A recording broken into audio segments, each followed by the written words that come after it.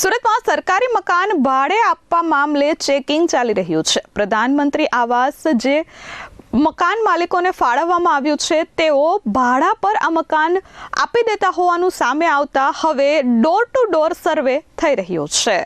સુરતમાં પ્રધાનમંત્રી આવાસ ભાડે આપવાનું કૌભાંડ સામે આવ્યું છે। ફ્લેટ ધારકો દ્વારા મકાન ભાડા પર ચડાવી પૈસા વસૂલતા હોવાની ફરિયાદ સામે આવી હતી। ત્યારબાદ સુરત મહાનગરપાલિકાના સ્લમ ઇમ્પ્રુવમેન્ટ વિભાગ દ્વારા તપાસનો ધમધમાટ શરૂ કરાયો છે। અત્યાર સુધીમાં વિવિધ ઝોનમાં 5000થી પણ વધુ ફ્લેટની તપાસ થઈ છે। તપાસ દરમિયાન 275થી વધુ ભાડુઆતો મળી આવ્યા છે। મકાન માલિકો ₹6 થી 7000ના ભાડા પર ફ્લેટ ભાડે ચડાવી પૈસા વસૂલે છે। આવા ફ્લેટ ધારકો સામે કાર્યવાહી કરવા તંત્રની તૈયારી છે। પાલિકા દ્વારા આવા ફ્લેટ ધારકોને પ્રથમ નોટિસ અને ત્યારબાદ ફ્લેટ જપ્ત કરી પોલીસ કાર્યવાહી કરવા સુધીની તૈયારીઓ કરવામાં આવી છે। Yogesh Patel, west zone Talwadi. હાલમાં અમે સુમન સંધ્યા અને સુમન વેવોમાં ભાડુની ચકાસણીની કામગીરી કરી રહ્યા છીએ। વડિયા વિસ્તારમાં અમે છીએ હાલમાં।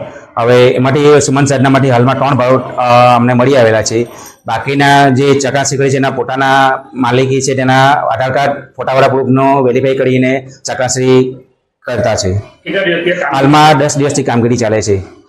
આગામી અમુક જે બાકી છે એની કામગીરી છેલ્લા 10 દિવસમાં પૂર્ણ કરશું। સરકાર દ્વારા સ્લમ મુક્ત વિસ્તારના સંકલ્પ સાથે આવાસોનું નિર્માણ થયું છે, પરંતુ ગરીબ અને મધ્યમ વર્ગના લોકોને આવાસ ફાળવવામાં આવે ત્યારે જરૂરિયાતમંદના બદલે કેટલાક લોકો તેનો લાભ ઉઠાવી આવાસ યોજનાનો ખોટી રીતે લાભ લઈ રહ્યા છે, જેના કારણે ગરીબ અને મધ્યમ વર્ગના લોકો આવાસથી વંચિત રહી જાય છે, જે ફ્લેટ ધારકો સામે કાર્યવાહી કરવા પાલિકા તંત્રની કાર્યવાહી છે।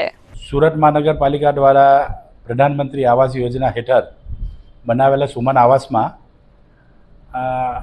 લોકો દ્વારા મને ફરિયાદ મળતા કે દરેક આવાસમાં લોકો જેને મકાન લાગેલા છે તે મકાન લોકો ભાડે આપીને આર્થિક લાભ લે છે।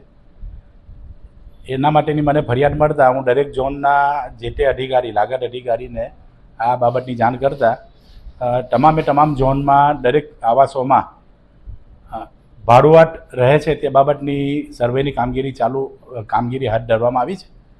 જેમાં હાલમાં મારી પાસે જે આંકડા છે તે મુજબ રાંદેર ઝોનમાં હાલમાં અત્યારે 3 જગ્યા પર એ લોકોએ સર્વે કરેલું છે।